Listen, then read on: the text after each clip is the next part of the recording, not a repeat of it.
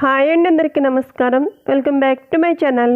ఈరోజు వీడియోలో నేను మీకు పల్లెటూరి స్టైల్లో బంగాళదుంప వేపుడును క్రిస్పీగా స్పైసీగా టేస్టీగా ఏ విధంగా తయారు చేసుకోవాలో ఈ వీడియోలో చేసి చూపించబోతున్నాను. ముందుగా మీడియం సైజులో ఉండే బంగాళదుంపలు తీసుకుని శుభ్రంగా కడిగిన తర్వాత పీలర్తో పైన తొక్క చెక్కు తీసుకుని ఈ సైజులో ముక్కలు కట్ చేసుకోవాలి.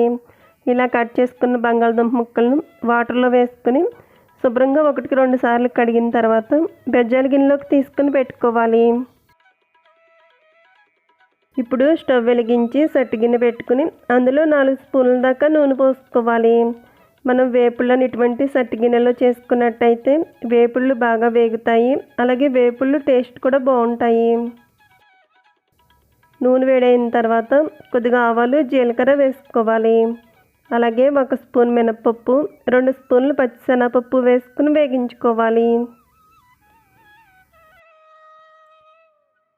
పప్పులు ఆయిల్ ఇలా వేగుతున్నప్పుడు ఇందులో పొట్టుతో సహా దంచి పెట్టుకున్న వెల్లుల్లి రెబ్బలు, హాఫ్గా కట్ చేసుకున్న ఎండుమిరపకాయ ముక్కలు, సన్నగా పొడుగ్గా కట్ చేసుకున్న పచ్చిమిర్చి చీలికలు, 2 రెమ్మలు కరివేపాకు కూడా వేసుకుని వేగించుకోవాలి.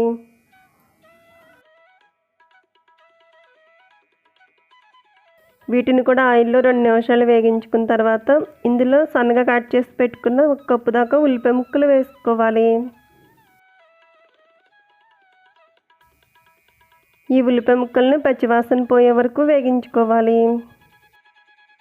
ఉల్లిపాయ ముక్కలు ఆయిల్లో చక్కగా వేగి ఇలా గోల్డ్ కలర్లోకి వచ్చిన తర్వాత ఇందులో కట్ చేసుకున్న బంగాళదుంప ముక్కలు వేసుకోవాలి. ఇప్పుడు ఇందులో టేస్ట్కి సరిపడా సాల్ట్ యాడ్ చేసుకోవాలి. అలాగే 1/4 టీ స్పూన్ దాకా పసుపు వేసుకోవాలి. బంగాళదుంప ముక్కలు వేసుకున్న వెంటనే సాల్ట్ యాడ్ చేసుకున్నట్టయితే ఈ బంగాళదుంప వేపుడు ముద్దలా కాకుండా పొడిగా ఉంటుంది.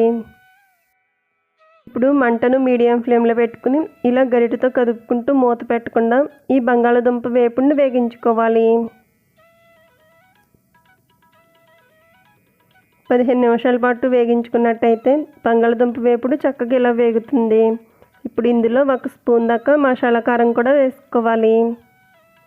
ఇప్పుడు ఈ కారం అంతా కూడా బాగా కలిసేటట్టు కలుపుకుని మరో 5 నిమిషాల పాటు వేగించుకుని స్టవ్ ఆఫ్ చేసుకోవాలి. ఈ ప్రాసెస్లో చేసుకున్నట్టయితే ఈ బంగాళదుంప వేపుడు క్రిస్పీగా స్పైసీగా చాలా టేస్ట్గా ఉంటుంది. చూసారు కదా ఫ్రెండ్స్, పల్లెటూరి స్టైల్లో బంగాళదుంప వేపుడును చాలా సింపుల్గా టేస్టీగా తయారు చేసుకోవచ్చు. ఇలా తయారు చేసుకుని ఈ బంగాళదుంప వేపుడు రసంలోకి అలాగే సాంబార్లోకి సైడ్ డిష్గా కూడా చాలా బాగుంటుంది. సో ఫ్రెండ్స్, ఈ వీడియో నచ్చితే లైక్ చేయండి, అలాగే మీ ఫ్రెండ్స్ అండ్ రిలేటివ్స్కు షేర్ చేయండి. Thank you for watching video friends.